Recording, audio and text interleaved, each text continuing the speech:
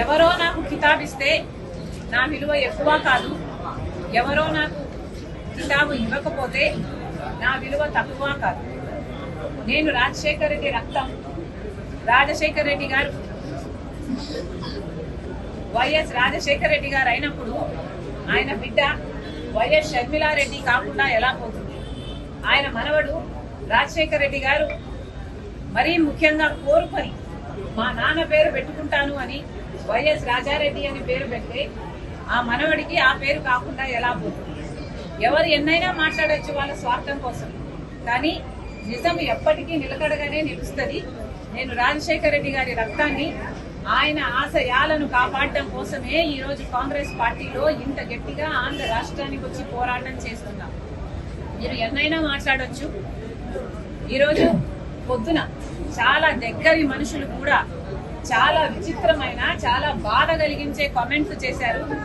కొండా రాఘవరెడ్డి అన్న నాకు గాని నా కుటుంబానికి గాని దగ్గర అనుకున్నాం, కానీ ఈరోజు ఆయన కూడా నా మీద నేను పాదయాత్ర ఎందుకు చేశాను అన్న దాని మీద ఆయన ఏదో అక్కడ ఉన్నట్టు, ఆయన బావుమర్ది అక్కడ సూపరింటెండెంట్ అయినట్టు, ఆయన అంతా విన్నట్టు ఏదేదో చెప్పారు. నేను పాదయాత్ర చేయాలి అని వార్తమ్మ అడిగితే నేను పాదయాత్ర నేను చేస్తాను అని నేను అడిగినట్టు చెప్పారు.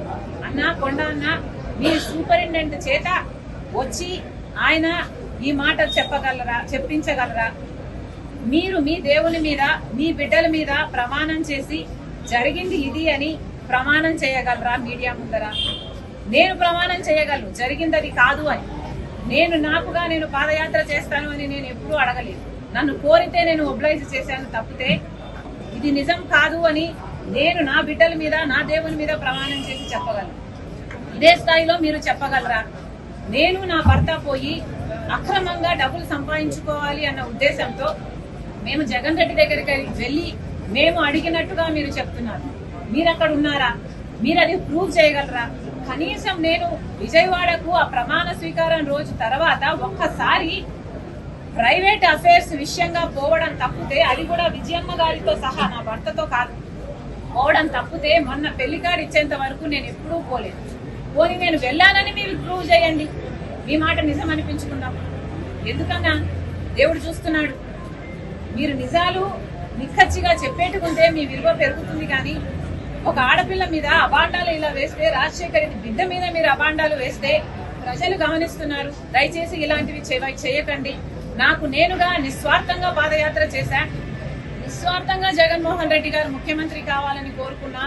ముఖ్యమంత్రి అయినాక నాకు ఈ పని కావాలని గాని, నాకు ఈ పదవి కావాలని గాని నేను ఏ రోజు కోరిన దాన్ని కాదు. దీనికి సాక్ష్యం మా అమ్మే. ఈ విషయాలన్నీ అమ్మకు తెలుసు. మీకు దమ్ముంటే అమ్మ చేత చెప్పించండి. పాదయాత్ర